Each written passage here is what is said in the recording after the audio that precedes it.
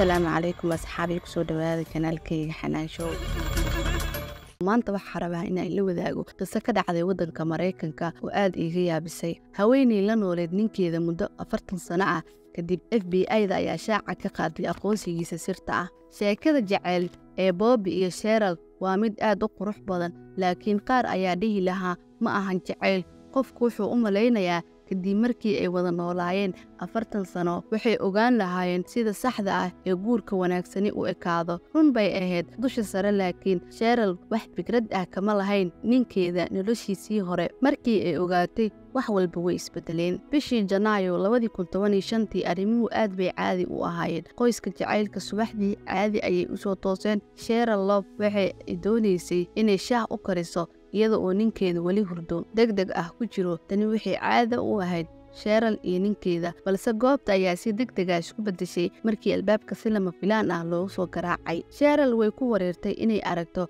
askar boolis ah oo albaabkeeda jooga markii hore waxay u maleynaysay inay soo garaaceen albaab qaldan maadaama ay dariskeeda xiga inta badan boolisku u imaan jireen laakiin malaqaadkeedu wuxuu markiiba u ekaa mid qaldan markii ilaa 12 askari ay gurigeeda soo galeen Cheryl waxay xasuusataa inay arkaysay xidigaha garbaha askarta ee dareeskooda ku xardhanaa waxa kaliya ay saameyn karta waxay ahayd in ay dhageysato markii askartu u soo galeen qolkeeda jiifka waxay u socdeen ninkeeda oo weydiiyeen magaciisa taasoo wareerisay Cheryl ninkeeda ayaa ku jawaabay in magaciisa uu yahay Bobby Love laakiin jawaabtiisu ma ayn qancin saraakiisha waayo waxay mar kale weydiiyeen magaciisa runta ah Cheryl way maqli weyday waxa uu ninkeeda ku jawaabay marka maadaama uu codkiisu daciifsanaa kaliya way fariisatay iyadoo saraakiisha ay Bobby katiinad ku xidhan ninkeeda ayaa isku dayay inuu u qalbi qaboojiyo Cheryl ninka ayaa waaya marka Walter Miller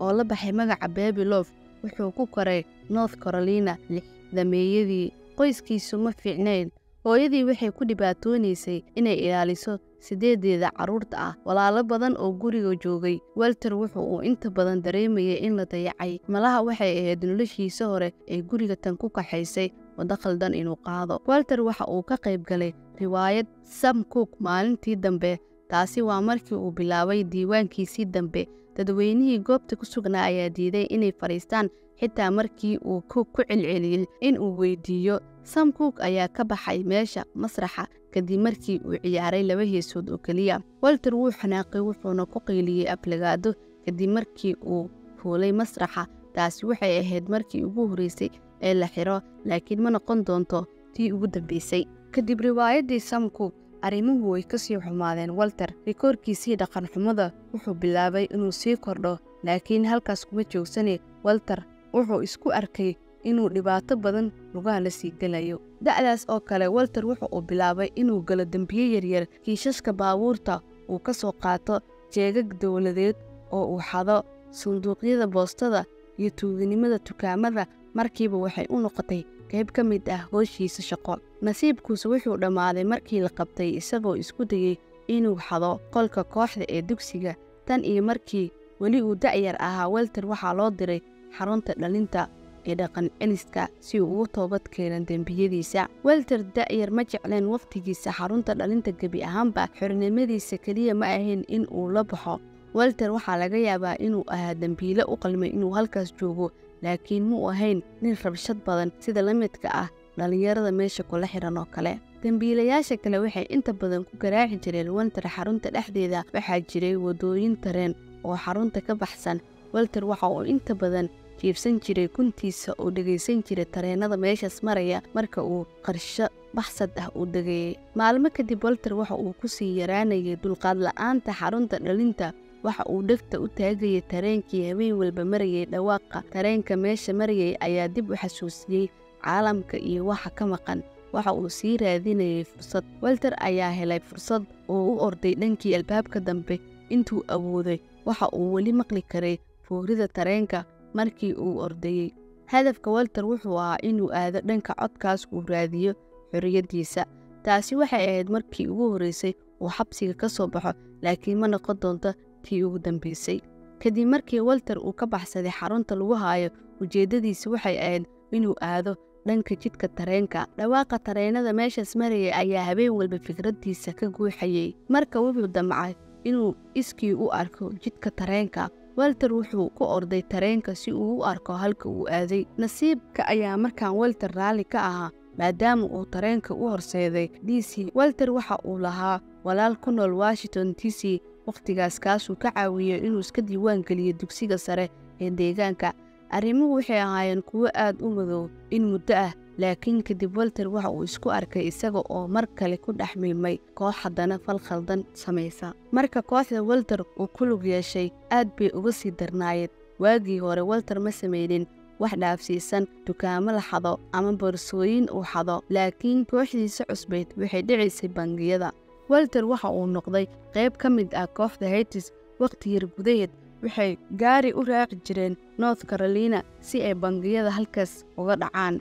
Nabadgelyada halkaas ka jirtay ayaa ka dabacsan marka loo eego tan ka jirta Washington. Walter oo markii dambe qiray in uu waxyeelaha ku dhacay baahidiisa ay sabab u ahayd waxa uu jeclaa in uu lacag gacanta ku haysto, isagana Heights waxa ay u ahaayeen habka degdega ah uu lacag ku heli karo. Walter iyo saaxiibadii waxay ciyaareen kaarkoodii ugu dambeysay Agoosto 1971. Waqtigaas kooxda weligood lama qaban, laakiin qaybta gaarka ah ee bangiga ay doorteen inay dhacaan ayaa lagu rakibay alaarmiga aamusan. Qof ka mid ah kooxda ma dareemin markii uu mid ka mid ah shaqaalaha bangiga uu ka dhawaajiyay alaarmiga. Markii Walter iyo saaxiibadii ay ka carareen bangiga, waxaa mar hore ku hareereysnaa boliiska. Walter waxa uu isku dayay in uu baxsado uu dhex maro baabuurta booliska, laakiin isku daygiisii waxa ay keentay in la dhaawaco. Waxay ahayd inuu mar kale macsalaameeyay xorriyadiisii. Isagoo maxbuus ah, Walter waxa loo aqoonsaday inuu galay 2 tuugo oo uu ku jiro mid lagu soo qabtay. Waxaa lagu xukumay 25 ilaa 30 sano oo xarig ah. wax kasta kaas ka sii darnaa Walter waxa uu helay war ku saabsan geerida hooyadii waqtigaas. inkastoo oo Walter uu la qabsaday nolosha xabsiga, haddana waxa uu doonayay inuu naftiisa bedelo. Walter waxa uu dareemay dambiile, laakiin waxa kale uu doonayay inuu ka baxo xabsiga. Marka maxbuuskan xariifka ah ayaa mar kale hintisay qorshihii baxsadka. Walter waxa lagu riday xabsi ammaankiisa uu aad u sareeyo diiwaankiisii hore awgeed. Mar haddii uu halkaas ka baxsan waayay, waxa uu qorsheeyay in naftiisa loo gudbiyo xabsiga ugu yar ee ammaankiisa. Markii hore qorshaha baxsashadu waxa uu maanka Walter ka qaaday dhawarjab. waxa uu xooga saarayay sidii uu naftiisa u wanaajin lahaa. wuxuu noqday maxbuus quman. muddadii uu joogay xarunta, weligiis wax calaamad ah kuma yeelan diiwaankiisa. si loo abaalmariyo dhaqankiisa wanaagsan, Walter waxaa isla markiiba loo wareejiyay xarunta ugu yar ammaankeeda. marka la barbar dhiga xaruntii u dambeysay, Walter waxa uu dareemay in uu si fiican ugu neefsan karo xaruntan cusub. maxaabiista ayaa loo ogolaaday in ay in badan iska dhex mushaaxaan oo ay taleefanada caadiga ah la xiriiraan qoysaskooda. weli waxaa jira waardiyaal iyo dayrar ku wareegsanaa, laakiin waxa ay ahayd mid cabursan marka loo eego xarunta ugu badan ee ammaanka. Walter xitaa wuxuu helay fursad uu ku martigeliyo bandhigiisa raadiyaha inta lagu jiro waqtigaas. arrimuhu si wanaagsan ayay ugu socdeen Walter xarunta cusub. waxa uu ku qancay sida ay u socdaan. waxa uu lahaa barnaamij raadiyo u gaar ah oo uu marti ku lahaa. fikirka baxsadka ah kuma dhicin maskaxdiisa, laakiin maalmihiisii wacnaa waxa ay soo idlaadeen markii nin ay isku hayb ahaayeen uu hadal aflagaada ah ku yiri kabtanka xabsiga maalin. kabtanka wuxuu u qaatay in maxbuuska yahay Walter, waxa uuna wacad ku maray in noloshiisa ka dhigi doono cadaabta nolosha. kabtanka wuxuu sii waday inuu soo qaado Walter talaabo kasta oo jidka ah, wuxuuna u qoray warbixino aan wanaagsanayn. halkaa markay marayso, Walter waxa uu si dhaqso ah ugu dambeyn doonaa xabsigii uu ammaanka badnaa mar kale. waxa uu go'aansaday inuu dib ugu laabanin meeshaas marka dooqiisa kaliya ahaa inuu baxsado. qorshe cusub ayuu degay sababtoo ah warbixinada xunxun ee ka dhanka ah Walter. waxaa loo xil saaray mid ka mid ah shaqooyinka hoose ee maxaabiista. waxa uu ku qasbanaaday in uu dhowr maxbuus ku nadiifiyo wadooyinka. shaqadan waxay ahayd inay ka hor toosaan dadka kale. waxa ay ku aadi jireen bas, wayna nadiifi jireen qashinka wadooyinka. sida laga soo xigtay Walter, waxa ay ahayd wax aad u xun. sida muuqata, dadka waxa ay tuuri jireen hambeegarka iyo caanaha iyo qashinka waxa ay wax ku cuneen, taasoo ahayd inay nadiifiyaan. Subaxdii qabow ayaa jiray. Walter waxa uu isku dayay in uu si fiican u faa'iidaysto xaaladdan foosha xun, waxa uuna bilaabay inuu qorsheeyo baxsashadiisa. Walter wuxuu muujinayay caqligiisa markale waxa uu ku qaatay maalmo daawashada waxyaabaha hareerihiisa ah. Waxa kale uu bilaabay inuu kaydsado lacagtii uu shaqada ka helay. Walter waxa uu go'aansaday sida waardiyaha heeganka ku jira Talaadadii uu ahaa nin caajis ah marka loo eego maalmaha kale. Ma uusan hubin maxaabiista ka hor inta uusan u ogolaan in ay ku noqdaan baska. Walter waxa kale uu ka fiirsaday siday u joojin lahaayeen isgoosyada ay ku soo laabanayaan. Isgoosyada dhinacyada waxaa ku yaala qaybo kayn ah. Walter waxa uu xogtan oo dhan ku kaydsaday maskaxdiisa. Kadib habeenada ka mid ah qolkii uu xabsiga ku jira ayuu ku go'aansaday in ay tahay habeenkii ugu dambeeyay uu halkan ku hoydo qorshihiisii baxsashada ee labaad. Walter waxa uu doortay Talaadada baxsadkiisa maadaama ay noqon lahayd waardiyihii caajiska ahaa oo shaqada ku jira. Walter waxa loo ogolaaday inuu xidho dhar rayid ah bandhigiisa raadiyaha. Dharkaas wuxuu ka hoos gashanaa dareyska maxaabiista. Walter wuxuu fadhiistay dhabarka fog ee baska. Kursigiisa agtiisa waxaa jirtay meel looga baxo xaaladda degdega ah. Markii uu baska ku yara istaagay joogsiga agagaarka isgoyska, Walter ayaa qaatay fursad. Albaabka ayuu si degdeg ah u furay oo orod ku galay keynta. Isla markiiba waxa uu iska bixiyay dharkii maxbuuska. Walter waxa uu maqli karayay seeriga iyo qaylo dhaanta gadaashiisa ka qaylinayaan, laakiin wuu sii orday isagoo dib u eegin. Kadib markii uu fuulay baska, Walter waxa laga yaabaa inuu ugu dambeyntii nasto. Waxa uu dareemay fudayd markii uu basku ka dhaqaaqay Washington. Naagtii ag joogtay ayaa weydiisay magaciisa ka hor inta uusan ku jawaabin. Magacaygu waa Bobby Love. Sida laga soo xigtay isaga, taasi waxay ahayd markii Walter Miller uu dhintay oo Bobby Love u dhashay. Cutubka cusub ee noloshiisa. Walter waxa uu New York gaaray November 1977. Hadda ma ahayn Walter ayuu helay motel uu ku hoydo, laakiin lacagtiisii wax yar kadib way dhammaatay. Bobbyna wuxuu qabsanaaday inuu ku noolaado wadooyinka. Ma jiraan wax ka celin kara Bobby inuu dhiso noloshiisa cusub. Waxa uu ku guulaystay inuu helo nambarka amniga bulshada iyo sidoo kale leesinka darawalnimada. Maadaama uu haystay dukumiintiyadiisa muhiimka ah, waxa uu bilaabay inuu raadsado shaqooyin uu naftiisa ku maareeyo. Waxa uu joogay moteelo jaban si uu qarashaadka u dhimo. wax yar Bobby ma ogeyn inta ay noloshiisa isbedeli doonto. Sheekada Bobby iyo Cheryl. Bobby wuxuu u shaqaynayay cafeteria-da xarunta caafimaadka ee Baptist ee Brooklyn. Markii uu la kulmay Cheryl, isla markiiba waxa soo jiitay gabadha yar. Bobby wuxuu dareemay in uu nolol la dhisi karo Cheryl. Waxay ahayd naag aan waxba galabsan oo daacad ah. Bobby wuxuu Cheryl u saaray galeydnaad iyo riwaayadii Pepsi ee taariikhdooda ugu horeysay.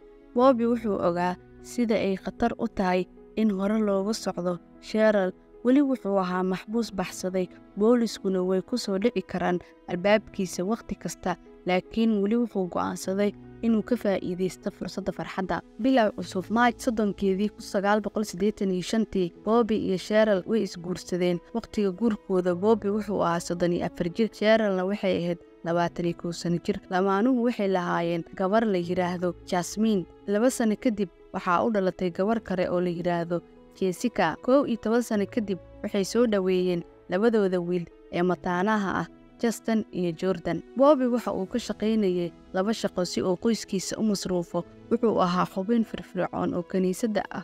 Wuxuu qabtay shaqo iskaa wax u qabso ah iyo kuwo kale. Bobby wuxuu ku faraxsanaa noloshiisa cusub iyo qoyskiisa, laakiin culayskii hore ee uu soo maray ayaa weli sii cuslaynayay. Sanado ay wada joogeen, Bobby waxa uu inta badan damcay inuu xaaskiisa la wadaago wixii hore, laakiin isna wuu cabsaday. Xaaskiisa Cheryl waxay ahayd naag diineed.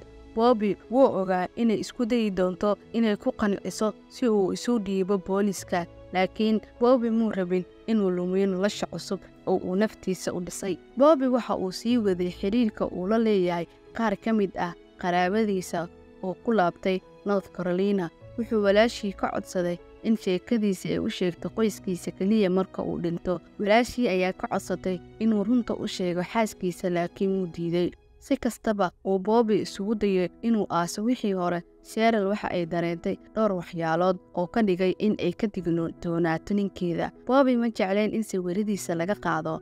Cheryl way u adkeysan kari weyday dhaqankan yaabka leh intii lagu jiray Christmaska ee 2014. May arki karin ninkeeda oo sidaas oo kale ah. Cheryl waxay ogaatay in ducadeeda la aqbali doono dhowr toddobaad gudahooda. Sanado badan oo nabad iyo xasilooni kadib, Bobby wuxuu aaday North Carolina si uu uga qayb galo aaska walaalkii. Bobby waxa uu gartay mar dambe in qof laga yaabo inuu halkaas ku aqoonsaday, isagoo u soo sheegay booliska. Dhowr maalmood kadib aaska, FBI-da ayaa timid gurigiisa. Cheryl way murugootay kadib markii aragtay ninkeeda oo gacmaha ka xidhan. Waxay dareentay in aysan jirin wax run ah oo guurkeeda, maadaama ninkeeda uu khiyaanay sanadahan oo dhan. Laakiin Cheryl sidoo kale way ogaatay in aynan dib u fadhiisan karin oo ay u ogolaato in ay ka haystaan Bobby. Bobby waxaa lagu qabtay Rikers Island ee New York. Waxaa loo musaafurin doonaa North Carolina si uu ugu dhammaysto xukunka hare. Bobby waxa uu sugay 10 sano oo ka harsanaa xukunkiisa asalka ah iyo dhowr sano oo kale si uu u baxsado. Cheryl waxay xasuusataa markii aragtay ninkeeda oo ooyaya, isla markii uu arkay waxa uu u qaatay inay isaga tegi doonto marka ay runta soo baxdo. Laakiin Cheryl waxay go'aansatay inay garab istaagto ninkeeda. Waqtiga tijaabada waa iloobi weyday nidirkii guurka, waxayna go'aansatay inay taageerto si kastaba ha ahaatee. Cheryl waxba kama tegin si ay wax uga rogto ninkeeda. Waxay warqado racfaan u qortay gudoomiyaha. Waxay xitaa codsiyo u dirtay madaxweynihii xilligaas ee Obama. Ma ahan iyada oo keliya, Cheryl waxay markhaatiyaal ka qaadatay carruurteeda iyo qof kasta oo yaqaana qoyskooda. Waxay u ogolaatay qof walba inuu arko ninka Bobby uu noqday. Cheryl waxay ku guuleysatay inay keento markhaatiyaal tiro badan. Ujeedadu waxay ahayd in racfaan laga qaato guddiga sii deynta sharafeedka si kiiska Bobby loo rogo. Waqtigaas waxay u muuqatay wax aan macquul ahayn, laakiin guddiga sii deynta way ogolaadeen Bobby kadib 1 sano oo xabsi ah. Cheryl ayaa ugu dambeyntii cafisay Bobby, waxayna noloshooda ka bilaabeen dabeecad cusub oo ka wanaagsan waayihii hore. Culays kuma saareen Bobby, waxa uu ahaa mid xor ah isdhexgalka. Markaan aad ayuu u faraxsanaa. Cadaadiskii guurkooda ayaa sidoo kale meesha ka baxay, mar haddii aysan jirin been dambe. Dhamaanuhu waxay ka shaqaynayeen hagaajinta xiriirkooda si niyad ah. Cheryl waxay ugu dambeyn lahayd guurkii ay ku riyoonaysay inay yeelato.